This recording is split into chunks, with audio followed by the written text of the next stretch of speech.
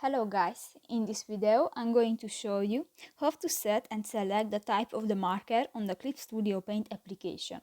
But first of all, I just want to mention, please don't forget to subscribe to our channel, because at 100,000 subscribers we are going to show you our YouTube revenue statistics and growth strategy, how to make money online.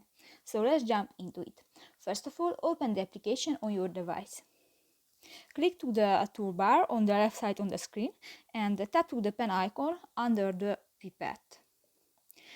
And click to the marker option. Here you can find more type of marker. You can adjust the marker size and opacity. And you can select the color if you tap to the circle icon and choose a color. So that's pretty much it for this video, guys. See you in the next one. Bye bye.